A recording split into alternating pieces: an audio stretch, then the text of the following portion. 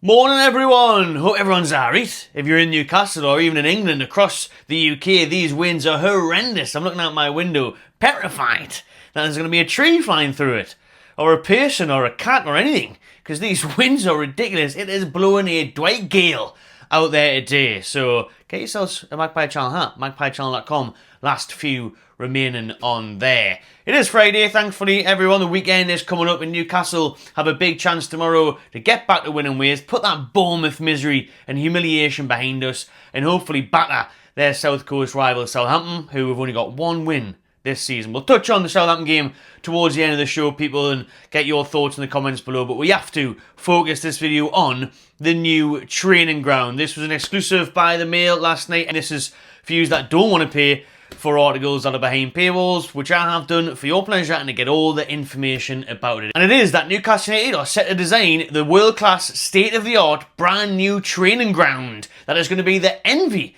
of the Premier League. Exciting times, exciting stuff. We all know we've been crying out for a new training ground. We're waiting to hear what's going to happen with the new stadium, whether it gets expanded or a new one, whatever. But we've been talking about this for a while now, haven't we? I've been at the training ground myself, doing videos there, saying what's going on. And, you know, they have pumped in a few million to the Benton training ground base there. You know, that was terrible. It was so old-fashioned. It looked like a bloody primary school, like a B&Q. It was a shed. It was shite, is what it was. It was embarrassing. Imagine Sandro Tonali. Well, you seen it, actually, when Tonali turned up and he had that video tour of the training ground. He was like, oh, is this it? To the gym. You know, they picked up his Italian in the video. Then all the fans were laughing at us at that one. But it was true, you know, it was Mike Ashley. It was Mike Ashley's shithole, wasn't it? It was Mike Ashley's bloody hot tubs. Pathetic. You know what I mean? Wheelie bin baths. Honestly, it was a disgrace, that, like. An absolute atrocity. But those days are behind with, thankfully, and the new owners have invested quite a bit into this training ground, like 5 to 10 million in it, is what the reports are. They've really transformed it, but you can only do so much with that Benton base. You know, the size of it, the opportunities there are quite limited. Before we get into more about the exciting plans of Newcastle United's new training ground, let's have a word from our sponsors. StocksFC is the football stock market where you can buy stocks in your favourite players and earn cash rewards based on real world performances. And they are giving away 5 free stocks to every user that signs up this month through my link in the description or the QR code on your screen. So that gives you a chance to get started and get familiarised with the platform. You can scout young new prodigies and buy them early before the price potentially rises. So check the link in the description to get yourself 5 free loan stocks and begin your journey with StocksFC. They have now finally pushed the button on building that new training ground, and they have hired world-renowned architects Populous. They are designing the new training ground, the US-based company who have offices in the UK and Australia, and they were the architects behind Tottenham Hotspur's stunning new stadium, as well as the plans for Roma's new 65,000 capacity stadium. And they're also the brains behind Real Madrid's Sports City, which is the training base that houses the senior and youth teams of the Spanish Giants, where Kylian Mbappe even has his own nice little suite there. And it's the same at PSG. And Real Madrid and a lot of these big clubs now have suites for the players just to relax in. Not like they haven't got massive mansions or could just rent out anywhere in the world. He has a little suite at the training ground for you. It's good though, because it keeps everyone together. Do you know what I mean? It keeps people together, builds a team spirit, they know that they're comfortable there. And Mbappe's kids are whinging at home and thinks nowadays, I'm just going to chill out on my balcony at the training ground, have a little jacuzzi, you know, play on my PlayStation, tell the missus, ooh, hectic training schedule, the day dawn, shattered. Loads of matches, loads of treadmills, can it be arsed?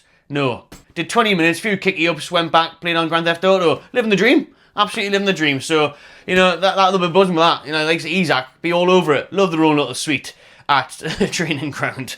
We're talking about Madrid's Sport City base. That's what we are basing this new training ground on. That's the level of ambition the Saudi owners are insisting upon, that it will include a small stadium, all-weather pitches, swimming pool, and media suites. That's all going to be in the new Newcastle United training ground. Populous actually drew up plans for QPR's new training ground that never got off the ground, but if you look on their website there, it gives a great insight into how the Newcastle design could look, and it is super, super impressive. Super base is what they are calling this, and it's just worlds apart from where we are now. At that little Benton shed, B&Q special, to this huge, mega, impressive complex. You know, it's going to be unbelievable. It is really going to be unbelievable. It's a major coup for both the club and Populous, with several firms competing for the contract to design a state-of-the-art complex that is designed to be the envy of the Premier League that I mentioned earlier. Tyneside-based architects Falconer Browns could also assist in the project. There's 2 sites on the shortlist for this one, then, people. The land near Newcastle Racecourse, which is the favourite for this spot, and of course owned by the Reuben family, who have a stake in Newcastle United, and Wolselton, which is close to Newcastle Airport, but they all lean towards that Racecourse one at the minute, and that is looking like the likely destination. One that was earmarked for a potential new stadium, really, because it makes sense with the land that's there, owned by our owners. But the training ground's going to be there, much better. We know we don't want the stadium out of the city centre. If they are to build a new one, we don't want that. So have that there in Gosforth, really nice area, loads of nice land, happy days, makes perfect sense. Here's the negative to this though, here's the bad part, because this is apparently going to take several years. Next steps will be drawn up the ambitious plans, confirming the preferred site and contracting builders and engineers to undertake the work. Still several years away. I don't really get that. Like, we're a couple of years into the project now. Well, nearly 4 to be honest, of the takeover. It'll be 4 years this year, which is mad to think. But just say we're 2.5, 3 years in by the time people got their feet on the table and sorted all the mess out from the Ashley era. You just say 2 years in. Surely we've already kind of drawn up an idea of things that are still waiting to be completed. Yeah, I know we've finally got Populous involved, the architects are involved, the design's happening, we've got the site, we're not waiting for the site to be knocked down or changed or anything. So several years is a bit mad. Surely it's not going to take that long. I understand 2 to 3 years, maybe 4, but you'd think 5 max. What's going to take 6, 7, 8 years? How man?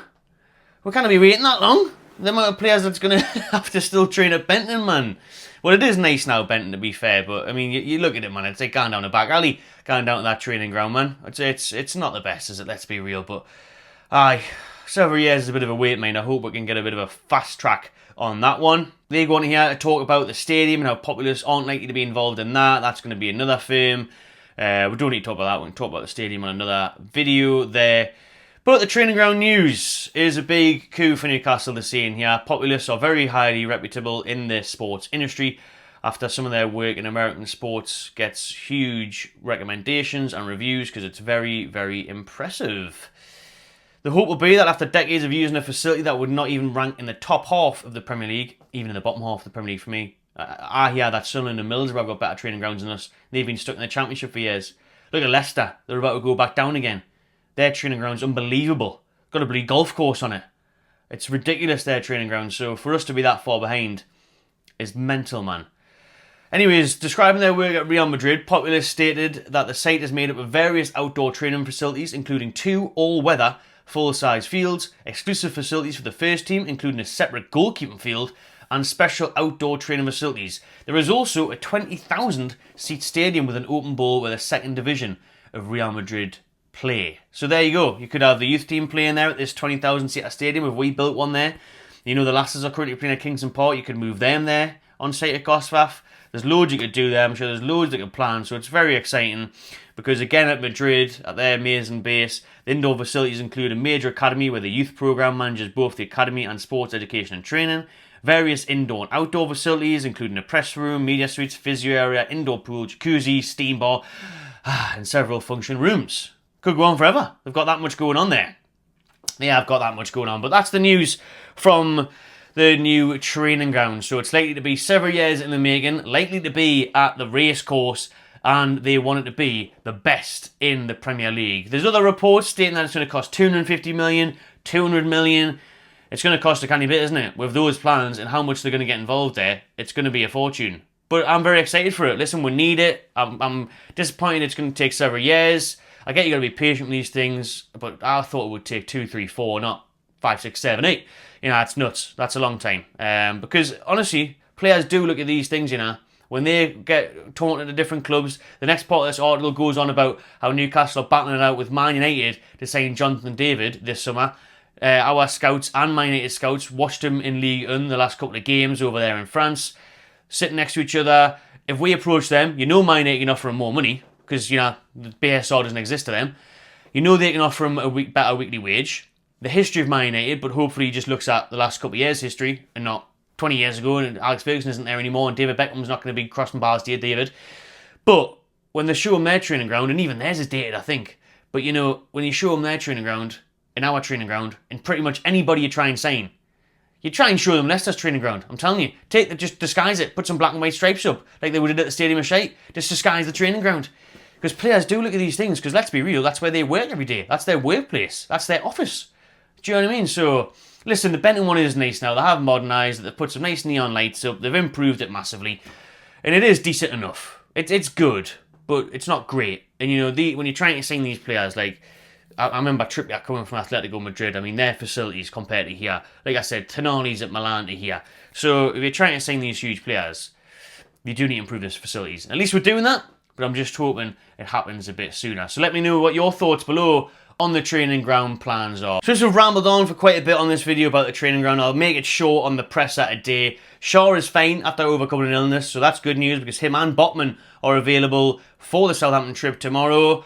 So that's excellent news. You know, the centre-backs are there. We know Botman was fatigued, but Eddie says he's okay. Wilson is still on track for that early February return, so obviously he won't make tomorrow. And Nick Pope is back in training, so does Eddie Howe have a selection dilemma there? Does he recall Nick Pope now that he's fit and available and has been training on the pitch with the lads? Or does he keep Dubravka in his place? He has to keep Dubravka. Listen, Dubravka's been great in the 10-11 games he's slotted in for, so you can't just chuck him out straight away. I think that would be very unfair, and I think if we did that, Dubravka would be knocking on the door wanting that Saudi move once again. So I'd expect to see near enough the same team as last week in that Bournemouth defeat, but hopefully a lot fresher would be nice, wouldn't it? Back to our energetic pressing selves. Hopefully the week off has done the lads good in terms of they were given a few days off to go abroad and stuff. We've seen Bruno was in Italy. So yeah, they've had a bit of a rest. They're back at it now.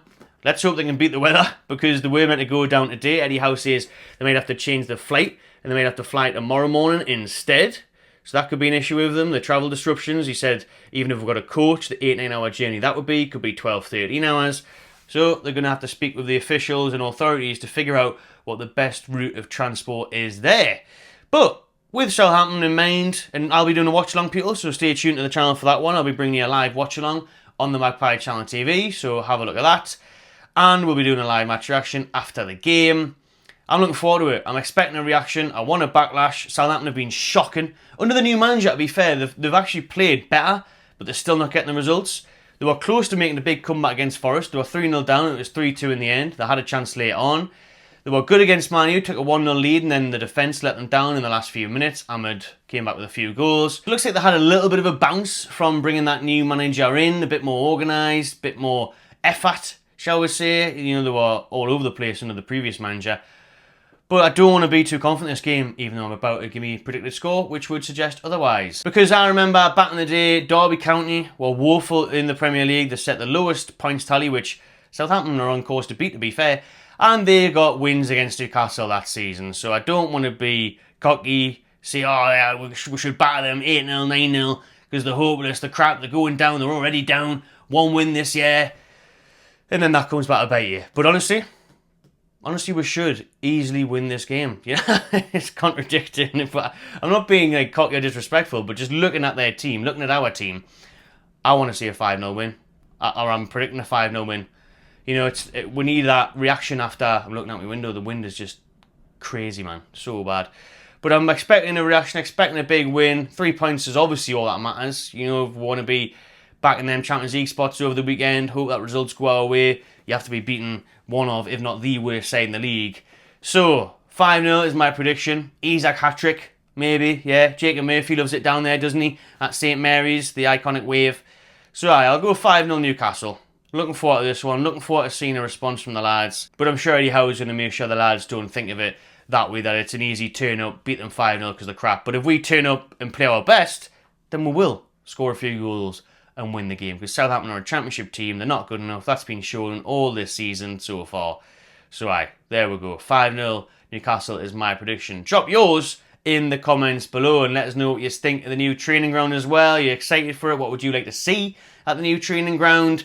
And remember, you can scan that QR code or hit the link in the description to get your 5 free loan stocks with StocksFC. Build up your portfolio like I have and win some cash. Put your money where your mouth is on your football knowledge. Cheers for watching, everyone. Drop a like on the video, subscribe to the channel, and I'll see you tomorrow for the watch along.